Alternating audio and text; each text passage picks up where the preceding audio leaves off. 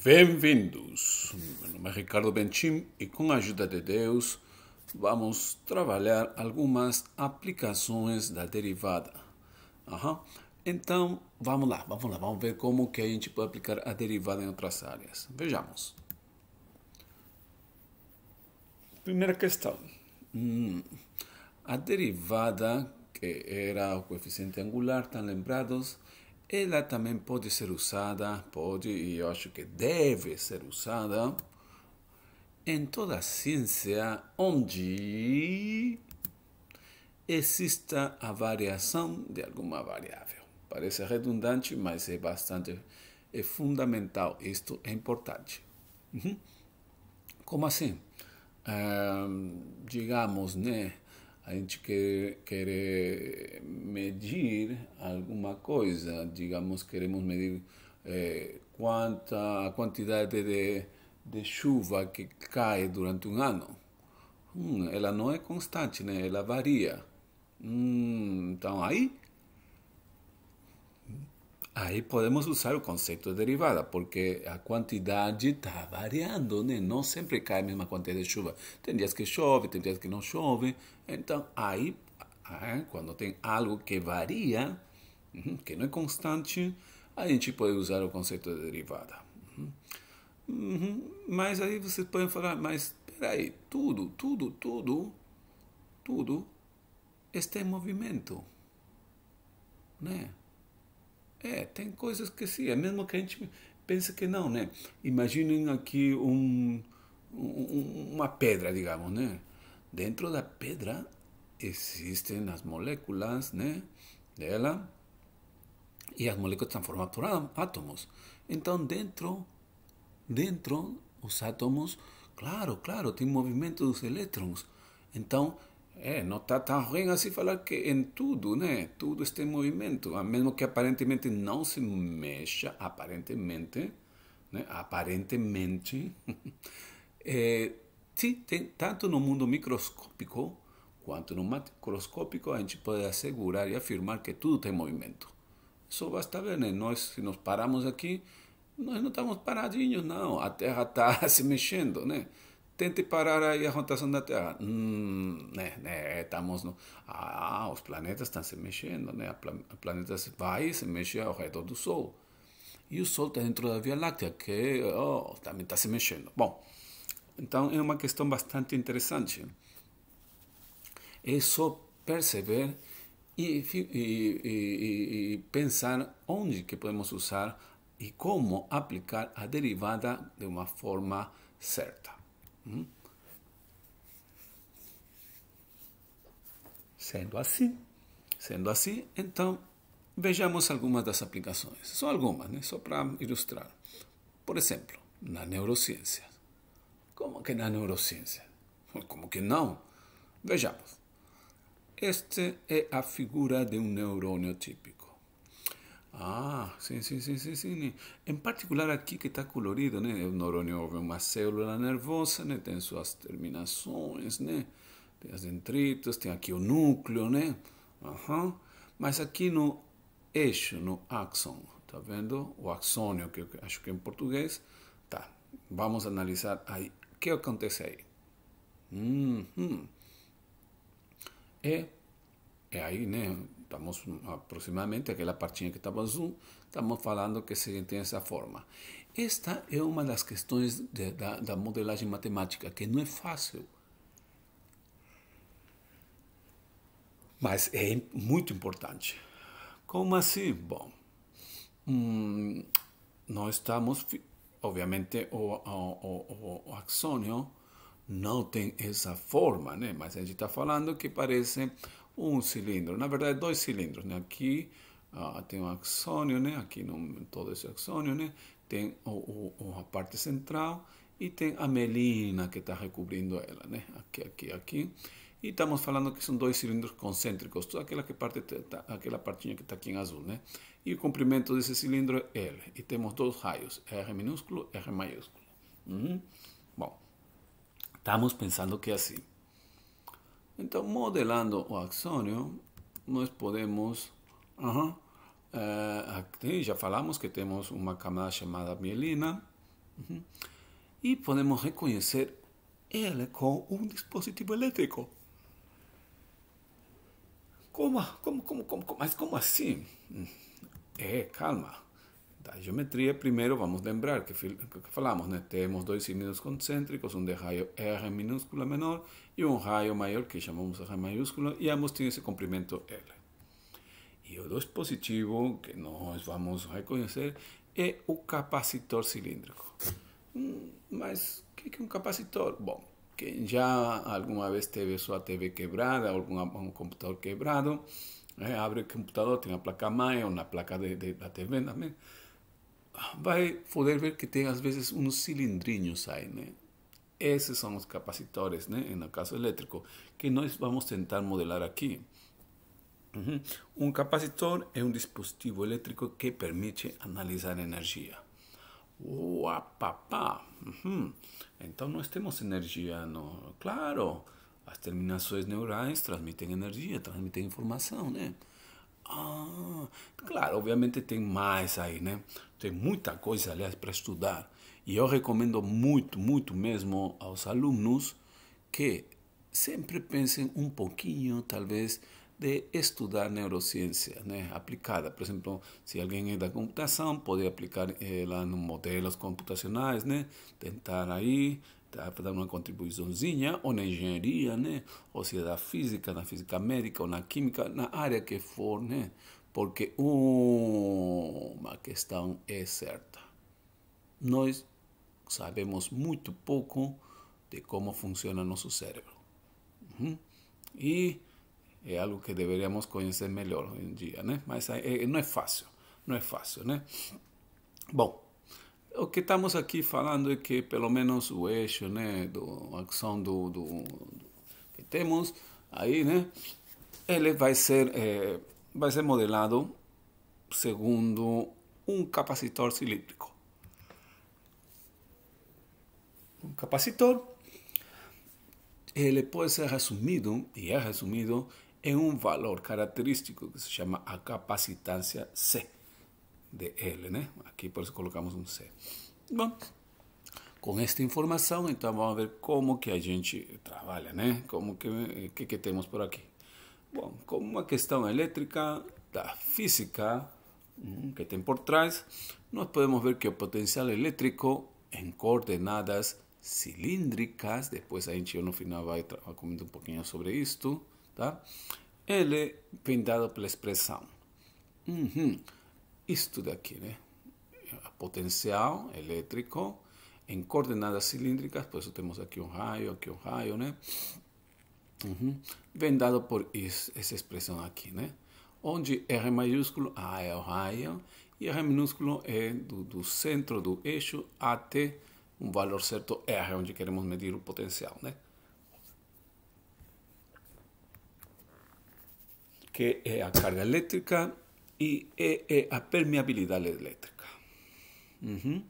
Bom, com o potencial elétrico, nós também, dado, né? Obviamente, isto a gente calcula da física, né? Da eletricidade, por isso, quando vocês vejam esta partinha, em Física 3, acho, prestem muita atenção como é feita essa dedução, né? Mas, usando a derivada, já podemos calcular o campo elétrico associado a esse potencial elétrico. Ele vem dado pela expressão, bom, sempre, né? Ao derivar um potencial, nós vamos ter o campo, com um valor negativo aqui, né? Então, agora vem a questão que vai ser para vocês calcularem. Como? Bom, já tem aqui, né? Esse potencial, tudo bem, tem muitas variáveis, né? Mas vocês sabem que a variável que está interessando é R. Por isso que aqui há a derivada com respeito de R. Então, vou pedir para vocês tentem derivar esta expressão com respeito da variável R, né? Então, vou dar uma pausinha aqui, peguem sua folha de rascunho e tentem trabalhar já. Agora.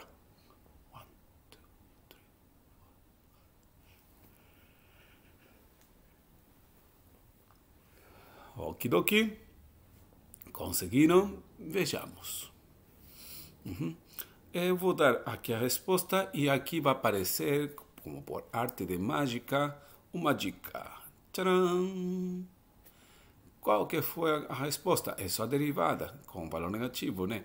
Mas a dica foi escrever o logaritmo como essa diferença. Por quê? Porque toda essa primeira parte é uma constante. Ah, então quando eu derivo uma constante, isto fica zero, né? Tudo bem, você pode ter feito essa derivada assim, concordo, não tem problema nenhum. Mas quem já fez já percebeu que dá mais trabalho, né? E ainda tem que arrumar, e ainda tem um sinal negativo aqui. Observem como que fica aqui, né? Eu derivo aqui, essa parte foi zero, então só ficaria essa derivada menos esse constante que sai, que já apareceu aqui, né? Que é sobre 2π aí, né? A capacitância está aqui essa partinha, e só ficaria menos a derivada de ln de r, que é 1 sobre r, que já está aqui, né? Pronto. E o menos com o menos daqui cancela. Pronto. Então, novamente, o conhecimento é importante. O conhecimento nos dá um jogo de cintura bem melhor, né? Pronto. Esta seria uma pequena mostra da aplicação nas neurociências, uma área fascinante e aberta, né, para muitos estudos. Quem sabe o Brasil é pioneiro nisto, né? Então depende de vocês mesmo, de se esforçarem muito. Nada acontece por acaso, tudo depende do nosso esforço. Vamos lá então, continuemos. Será que temos mais aplicações? Temos, né? Tudo aquilo que se mexe, que vai estar variando, né? A gente pode aplicar um conceito de derivada, né?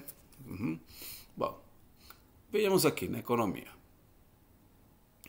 Ao produzir uma certa quantidade, digamos que você agora além de ter sido estudado neurociências, né? Você ganha um prêmio, né? Digamos, 2 milhões de dólares pelo prêmio. Você fala, o que eu vou fazer com tanto dinheiro, né? Torrar ele, depois acaba e não tinha mais nada, né? Então não é uma boa. Então você decide que vou montar uma empresa, ou duas empresas, né? Uma por acaso se funciona, tudo bem. E se não funciona, tem uma outra para me respaldar, né? Já é outra cabeça, né? Sempre faz um por acaso, né? Um por acaso. Bom, ela não é secretária. Sempre estar aí, né? Ter um resguardo aí, né? Mas digamos que você produz uma certa quantidade de unidades daquele produto, né? Que você está aí implementando, né? Na sua corporação. Mas tem que ter um controle. Como? Mas, claro, uma empresa não é só produzir, né? Temos que ver se realmente as coisas estão funcionando. E se estão funcionando, ainda podemos tentar pensar como melhorar isso. Então chamamos o custo associado à produção de C de quê? Que é a quantidade, né? Então, obviamente, o custo depende da quantidade, né? Se eu tenho que produzir mais, vou ter que ter um custo maior. É óbvio isso, né? Tá. Bom, mas também tem uma receita neta, quer dizer, eu vendo tudo que produzo. Sim, com certeza, né? Então vou receber tanto dinheiro. É o que eu ganhei, né? Mas será que é realmente o que você ganhou? Não. Aí na economia definem o lucro, que é a função interessada, que nos interessa, né? Que vai ser justamente ou aquilo que a gente recebeu, a receita, menos o custo. Isto é o lucro que nossa empresa, nossa indústria, nossa corporação vai ter, né? Prontos.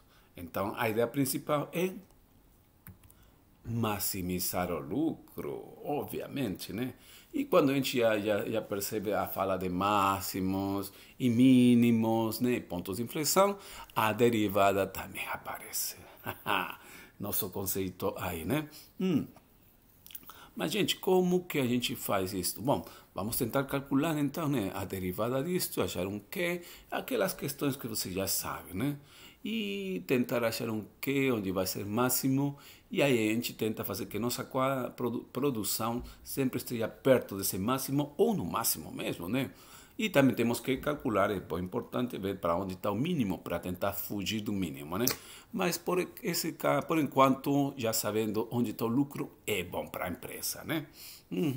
Aí vamos, olha, observem que legal, né? Além de ter um ganho, estamos gerando empregos para muitas famílias. Não é fácil montar uma empresa, quer muito esforço e dedicação. E muitas famílias dependem de vocês. Então tem um papel social muito importante. Eu sempre acho que os governos devem tentar fazer tudo para incentivar as pessoas a terem empresas, né? A incentivarem, porque não todo mundo vai querer correr esse risco, né? E não todo mundo sabe como montar uma empresa e mesmo assim não todas as empresas dão certo, né?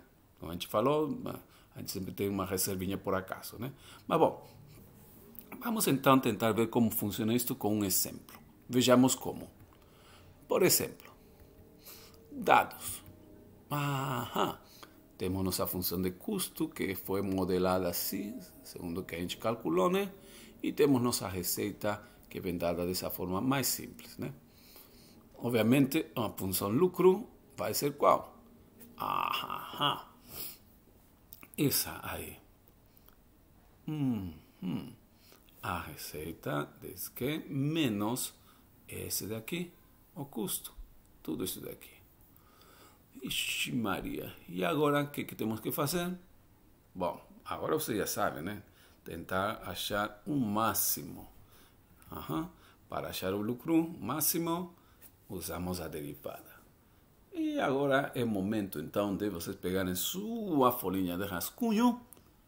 Isso, até nossa secretária ficou, aí né, que ela não tinha visto isto ainda, já ficou empolgada, pegou sua folhinha de rascunho e quem sabe no futuro vira uma grande empresária, seria legal também, né? Mas primeiro tem que conhecer, né? Tem que saber. Então ela já está pegando sua folha de rascunho, está anotando aí e já vai começar a derivar. Muito bem, secretária, está de parabéns mesmo. Você é excelente. Bom, então agora é sua vez.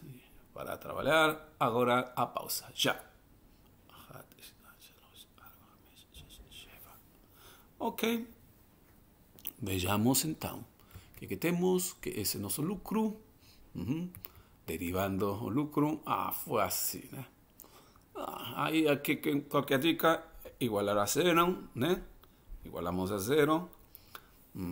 A condição. E, bom, achamos as raízes dessa equação. Aqui não deu aquelas raízes bonitinhas, né? Mas tudo bem, é um exemplo, né? Aqui se usamos aquela fórmula de resolução da expressão quadrática, né? Mas tudo bem, podemos calcular ela assim, estão aí os valores. E o que a gente faz agora? Bom, temos que ver qual que é o máximo e qual que é o mínimo. Para isso, vocês podem usar o método da força bruta ou podem achar também aquele método mais elegante, né? Achando a segunda derivada e vendo quanto que vale para cada um desses dois pontos a derivada, né? Bom, de um jeito ou do outro, a gente chega na resposta. Mas neste caso, a gente calcula usando a segunda derivada e colocando um dos pontos, né? O ponto que a gente colocou foi esse daqui. Esse não, deixa eu ver aqui. 4, raiz de 3, 10 a 2 pontos. Não, foi esse daqui, desculpem, esse daqui. Esse daqui. 2 pontos alguma coisa, raiz de 3, não, 3, 7, 7, isso daqui, tá, aqui, 3 pontos alguma coisa, 7, alguma coisa, dividido por 3, dá isso daqui. Então foi esse ponto daqui que colocamos, e quando a gente coloca na segunda derivada, dá menor que zero. A segunda derivada é facílimo, né? Calculamos aí, e quando é menor que zero, nós temos nosso máximo. Pronto, né? Legal. E obviamente, né? Obviamente, temos que muitas aplicações, sim, mas não podemos dispensar na física. Até porque tudo isto da derivada surge também na física, com as ideias básicas de Newton, né? O Newton, ele definiu, dada uma, chamando x de t, a posição de uma partícula pontual, né? Este tema de trabalhar com coisas pontuais é uma também aproximação matemática, como aquilo que a gente fez no axônio, né? Que não é bem cilindros, mas a gente aproximou para um cilindro, né? Mas ajuda, com certeza que ajuda. E como, né? O mesmo ponto a gente não consegue enxergar. Mesmo você escrevendo, fazendo um pontinho no caderno, você se pega uma lupa, vai perceber que não é um pontinho mesmo, né? Tem uma dimensão maior. Bom, segundo Newton, então, se temos essa posição, podemos definir a velocidade da partícula como isto. A derivada da posição, justamente, a velocidade é isso, a derivada da posição. E a aceleração, que Newton usa na sua segunda lei, né? Força igual a massa vezes aceleração, não é mais do que a derivada da velocidade. Ou se você quer, né, melhorar mais, a segunda derivada da posição, porque aqui derivo a posição uma vez da velocidade, derivo novamente da aceleração, né? Então seria a segunda derivada também da posição. Bom. Isso é o que Newton nos falou e como é definido. E como eu acho também que tem que ser definidas as questões, né? É simples, você sabe a ferramenta matemática derivada e aplica e vai direto para o assunto. Às vezes o pessoal tentando, né, tem muitos livros que definem a velocidade média, a velocidade promédio e não fazem mais do que atrapalhar os conceitos simples. Velocidade derivada da posição. Aceleração derivada da velocidade. Ou segunda derivada da posição, se você quer, né? Simples como a vida é. Não tem truque. Mas continuemos aí. Por exemplo, né, para fixar um exemplo. Digamos, nós temos que nossa posição vem dada por essa sinusoidal aí. Seno de, abre parênteses, 3t mais 5, fecha parênteses. Como calculamos a derivada? Desculpem, como calculamos a velocidade? Derivando, né? E como calculamos a aceleração? Derivando a velocidade. Então, agora, sua vez. Vocês já sabem derivar, essa função está mais do que simples para derivar agora para vocês, né? Então, pronto, né? Derivando já. 1, 2, 3, 4, 5, 6, 7. Okidoki, que é uma função composta assim. Qual é a dica? Deriva a função que vai dar cosseno, não mexe por dentro, deixa então cosseno de 3t mais 5, vezes agora deriva por dentro. Derivar por dentro, temos 3t, vai dar 3, mais 5 que é uma constante, dá 0, só dá 3. Arrumando, colocamos o 3 na frente, então vai dar 3 cosseno de 3t mais 5. Prontinho, né? Para que entre na derivada, segue as regras, não tem problema. Derivando isto último daqui, obtemos aceleração. Então, é com vocês novamente. Para já. Derivem. Alguém falou, não é facílimo, né? Já te tinha feito. Muito bem, tinha feito antes, né? Que nem a secretária também está contente, aprendendo física, que falou que na escola foi um martírio, e agora está vendo que com o conceito, a ferramenta matemática chamada derivada, está simples demais, né? Muito bem, secretária, muito bem. Tomara que vire a minha cunhada, né? Tá, a gente fala baixinho, mas ela escuta, né? Fica tiririca com um carão, mas tudo bem, vejamos. Aqui teríamos então derivar cosseno menos seno, não mexe por dentro, menos seno de 3t mais 5, e deriva por dentro novamente, vai dar outro 3. Com o 3 anterior vai dar 9, com o sinal negativo, que vem da derivada cosseno, vai dar menos 9 seno de 3t mais 5. Aí, não é difícil. Por isso que acho importante que nas escolas, pelo menos, ensinassem um pouquinho de derivadas. Aí depois sim, aí você pode estudar física com alegria, né? Sem dó. Física sem traumas. Talvez seja assim uma próxima novela, né? Continuemos então. Agora, outro exemplo. Analicemos segundo Galileu. Como? Bom, Galileu foi antes de Newton, não tinha derivada, mas ele fez muitas experiências, né? Um movimento de um plano inclinado, como se chama? Um negocinho que rodavam, né? Tipo umas bolinhas que rodavam, né? Isto, ou também objetos que ele jogava da Torre de Pisa, né? Onde ele morava naquela época. Mas, bom, ele estudou muito o movimento sem conhecer a derivada. Obviamente não era fácil, mas ele tentou com o que ele conhecia. Então, ele chegou que tinha um certo padrão nas bolinhas ao ter um plano inclinado ou nos objetos que ele retirava, ele jogava da Torre de Pisa, né? Inclusive, ele conjecturou que isso não depende da massa, que gera um pó na época. Observem que na expressão não tem, em nenhum lugar tem na massa.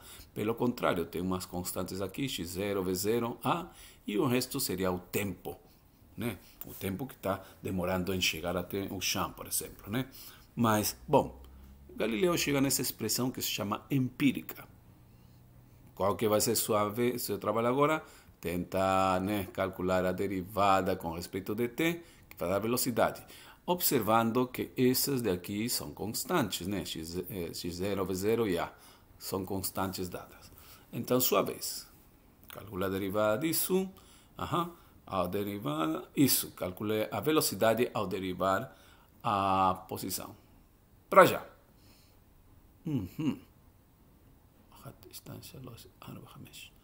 Okidoki. Já ao derivar, vemos que esse constante, 0, aqui derivada de t, vai dar só v0, né? Porque t derivada de t1, aqui vai dar 2t, que cancela com 1,5, e vai dar at. Pronto. Essas expressões, na verdade, essas expressões, ali já está vendo, lembram que na escola parece que vocês viram, né? E aqui também, né? Para quem viu algo de física, né? Às vezes o pessoal chega aqui e não viu nunca nada, nada mesmo. Mas, bom, são coisas que temos que melhorar. Bom, gente, continuemos então. A aceleração vai ser simplesmente a derivada disto. Mas é fácil, né? Aqui vai para 0, aqui ficou somente A. É isso mesmo. A é constante, a aceleração é constante, e isso daqui que Galileu estudou não é mais do que a expressão ou a lei de movimento para um movimento unidimensional, uma dimensão só, com aceleração constante. Essas duas expressões daqui. X0 é chamada a posição inicial e V0 é chamada a velocidade inicial. Inclusive, foi aí que a gente começou a entender a questão da gravidade, né? Da constante da gravitação, que o Galileu chamou de G, né? Gravidade. Bom, legal, acho que estamos bem com o tempo. Só que vamos tentar decolar para mais dimensões. Não é difícil, e é rapidinho, uma vez que você tem já as ideias iniciais, mas como assim mais dimensões? Chamamos agora nosso vetor de posição em R3, 3 dimensões, x, y e z. E como vai ser a velocidade? Só é derivar. Derivamos cada uma delas e assim já temos a velocidade em x, velocidade em y, velocidade em z. Cada uma dessas derivadas. E, agindo da mesma forma, né, nós calculamos a aceleração. Derivada de cada uma delas nos dá aceleração em x, aceleração em z, aceleração em y, aceleração em z. São as derivadas. Não é difícil. Isso, agora já estamos percebendo. Não é tão difícil assim, não. Nada, não. Um exemplo, não. Umas observações primeiro, né? O nosso trabalho que estamos fazendo aqui na física foi dar em coordenadas cartesianas para o espaço R3. Você pode trabalhar no plano também, né? Em R2 também pode. Só que também podemos usar outros sistemas coordenados de R3. Por exemplo, qual seria um outro? Sim, esta parte é fundamental. Isso depende da simetria. Por exemplo, coordenadas cilíndricas. Ah, agora que a gente trabalhou o negócio da neurociência, né, e modelou com um cilindro, a gente falou que estava usando coordenadas cilíndricas. É aí mesmo. Aham, aí mesmo. Ou também, às vezes tem muitas coisas, tem simetria esférica, então a gente usa as coordenadas esféricas também. Bom, só um exemplo, né? Olha o que a secretária aprontou aqui. Uma mosca beba segue o movimento dado por... Ixi, tem que estar beba mesmo, né? Para seguir. A secretária está numa risadinha aí. Bom, agora é com vocês. Derivem. Derivem e achem a velocidade. Ah, não é difícil, né? Já tem gente já que nem precisa falar, pegou sua folha de rascunho e está trabalhando aí. Rapidinho, a pausa. 2, 3, 4, 5, 6, 7. Pronto, as derivadas são fáceis, né? Menos 2, cosseno, certo? 2, certo? E deriva a exponencial própria. Derivo mais uma vez. E se eu derivo mais uma vez, vou ter aceleração. Vamos fazer essa aceleração juntos, né? Faça primeiro sua pausinha também, para depois verificar. Agora, já. Ok. Menos 2, derivado do seno, cosseno. Com esse 2 vai dar menos 4, cosseno. Aqui vai dar menos 4 também, só que seno. E aqui vai dar o exponencial de t. Isso mesmo. Muito bom, né? Como a gente falou, que joia! Legal! Como falam em espanhol, chévere, chévere, chévere, chévere. Excelente, né? Excelente. Umas coisas que a gente parecia que era difícil. Não, não, não, não. Não são tão difíceis. Quando a gente tem o conhecimento, né? Se a gente não tem o conhecimento, dificilmente a gente vai chegar em algo, né? Pronto. Vamos lá então, nossas considerações finais, porque o tempo realmente vai embora, né? E teria muito para trabalhar aqui, mas temos que cumprir a nossa palavra. Vimos a aplicação da derivada na neurociências, na economia, na física. Mas podemos, como já falamos, usar em todo o sistema de movimento. Que legal, né? Shalom. Se for vontade do nosso Deus, a gente se vê na aula que vem. Litraut.